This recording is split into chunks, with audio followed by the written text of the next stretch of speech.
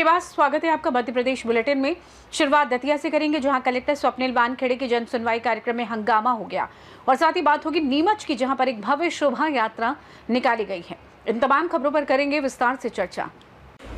Collector Datia Swapnil Wankhede की जन सुनवाई में उस वक्त हंगामे का केंद्र बन गई जब एक महिला ने काली मंदिर पर बैठने को लेकर विवाद खड़ा कर दिया। जानकारी के अनुसार महिला स्वयं को मंदिर की माली बता रही थी और उसने मंदिर प्रांगण में बैठने का अधिकार जताते हुए जोरदार हंगामा किया। स्थानीय लोगों ने महिला को मंदिर पर बैठने से रोकने का प्रयास किया, जिससे स्थिति और बिगड़ गई।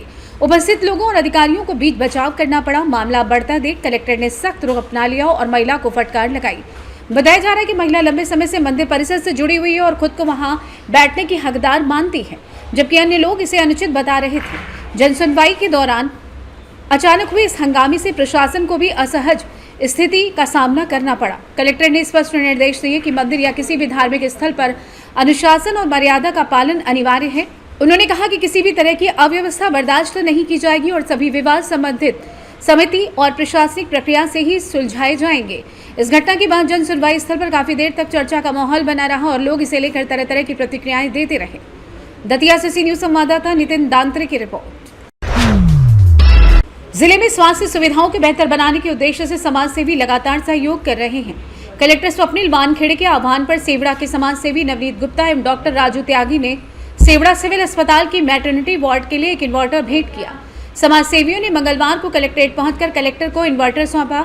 इस दौरान मुख्य चिकित्सा एवं स्वास्थ्य अधिकारी डॉक्टर वीके वर्मा और सिविल सर्जन डॉक्टर केसी राठौर भी उपस्थित रहे। इन्वर्टर की सुविधा मिलने से अस्पताल की मैटरनिटी वार्ड में प्रसव के दौरान बिजली बाधित होने की स्थिति में भी निर्बाध सेवाएं मिल सकेंगी। स्थानीय नागरिकों ने समाज सेवियों के इस कदम की सराहना की और इसे मरीजों और प्रसूता महिलाओं के लिए अत्यंत उपयोगी बताया।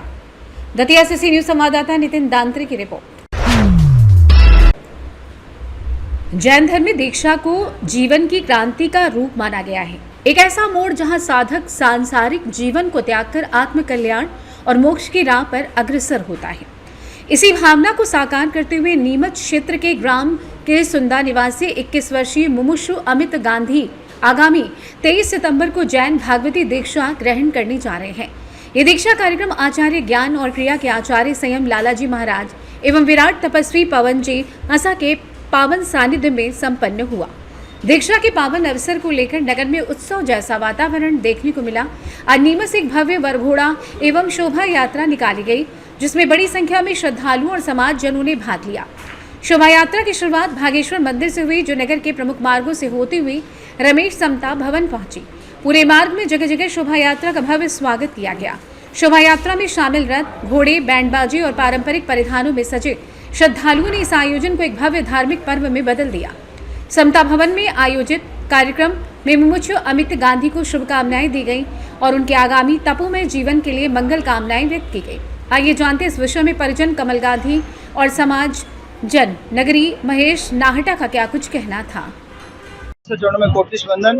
अमित गांधी मेरे बड़े भाई साहब पवन जी गांधी का सुपुत्र है और हमें गांधी परिवार को बहुत खुशी है कि हमारा घर का एक लाडला जो आज हमारे आचार्य भगवान रामलाल जी महाराज साहब की शासन की शोभा बढ़ाने जा रहा है।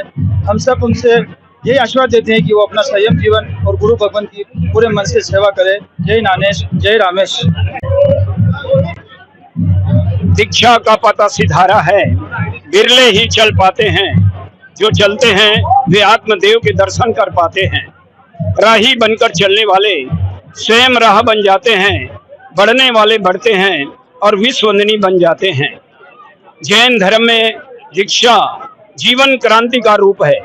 यह जीवन से पलायन नहीं, अपितु जीवन और मृत्यु से मुक्ति का उपाय है। दीक्षा कोई बला नहीं, ये जीवन जीने की कला है। जिस गाड़ी में ब्रेक नहीं वो गाड़ी बेकार है और जिस जीवन में संयम नहीं वो जीवन बेकार है। महान आचार्य ज्ञान और क्रिया के बेजोड़ संगम, व्यसन मुक्ति के प्रणेता आचार्य श्री रामलाल जी महाराज और बेले बेले के तपस्वी बहुसुत वाचनाचार्य उपाध्याय प्रवर सद्य श्री राजेश मुनि जी महाराज जी के। नीमच से सी न्यूज संवाददाता महेश की रिपोर्ट। भारतीय किसान संघ जिला नीमच द्वारा आज किसानों की समस्याओं को लेकर कलेक्टर कार्यालय में ज्ञापन सौंपा गया। इस अवसर पर समस्त भारतीय किसान संघ द्वारा एक वाहन रैली भी निकाली गई, जो कलेक्टर कार्यालय पर पहुंचकर समाप्त हुई। संगठन ने बताया कि खरीफ फसल 2025 में अतिवृष्टि, रोग और अवलन से किसानों को भारी नुकसान हुआ है। ऐसे में तत्काल सर्वे कराकर प्रभावित किसानों को प्रधानमंत्री फसल बीमा योजना और आरबीसी के तहत राशि दी जाए। इसके साथ ही पिछले वर्षों के वंचित किसानों को भी शीघ्र बीमा राशि दिलाने की मांग की गई। प्रधानमंत्री को भेजे गए ज्ञापन में विदेशी डेयरी उत्पादों और जीएम फसलों के प्रतिबंध के लिए सरकार का आभार प्रकट करते हुए कृषि उपकरणों और आदानों से जीएसटी समाप्त करने, किसान हितैषी आयात निर्यात नीति बनाने और बैंकिंग प्रक्रियाओं को सरल व पारदर्शी बनाने की आवश्यकता जताई गई। किसान संघ ने स्पष्ट किया कि यदि प्रशासन और सरकार समय रहते ठोस कदम नहीं उठाते हैं तो किसान की स्थिति और गंभीर हो सकती है। हमारे संगठन है, ये नीमच जिले की जो स्थानीय समस्याओं का ज्ञापन है, प्रदेश स्तर पर जो समस्या है वो मुख्यमंत्री के नाम ज्ञापन है, जो देश की समस्या है उनका प्रधानमंत्री के नाम ज्ञापन है। आपका नाम? जगदीश चंद्र पाटीदार, भारतीय किसान संघ जिला संरक्षक निवासी। आज भारतीय किसान संघ जिला नीमच की इकाई पूरे जिले से किसान बंधु यहाँ आए हैं और सभी ने मिलकर देश के यशस्वी प्रधानमंत्री, प्रदेश के मुख्यमंत्री और स्थानीय समस्याओं को लेकर जिला कलेक्टर महोदय से ज्ञापन दिया है और उसमें शासन प्रशासन से यही बात रखी है कि जो भी नीति बने किसान हित में बने।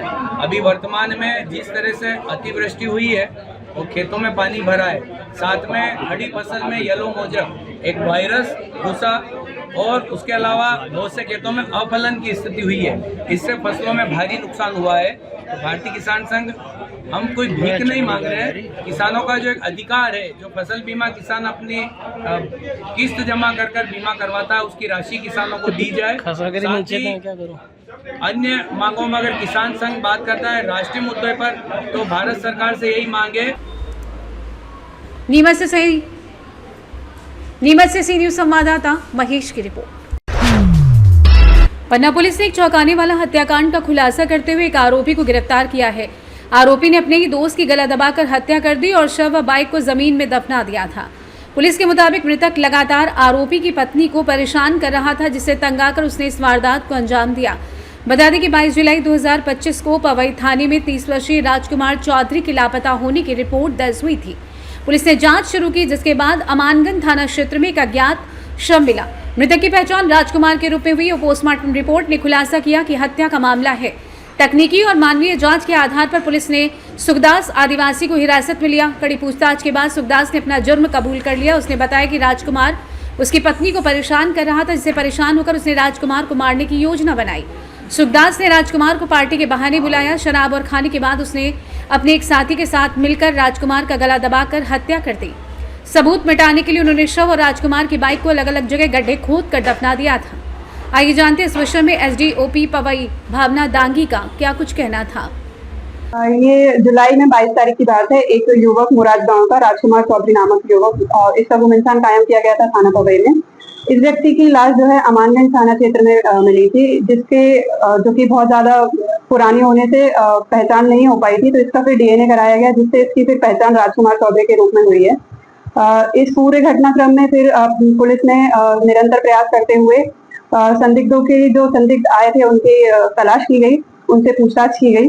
तो इसमें सुखदास आदिवासी नामक व्यक्ति जो है इसकी संलिप्तता पाई गई है, इसको गिरफ्तार किया गया है और इससे जो मोटरसाइकिल उन लोगों ने यूज की थी वो भी जब्त की गई है। पन्ना से सी न्यूज संवाददाता रफी की रिपोर्ट। फिलहाल के लिए इस खास बुलेटिन में बस इतना ही। देश दुनिया की तमाम बड़ी खबरों को जानने के लिए जुड़े रहें सी न्यूज भारत के साथ। हर खबर आपके साथ, आपके हाथ।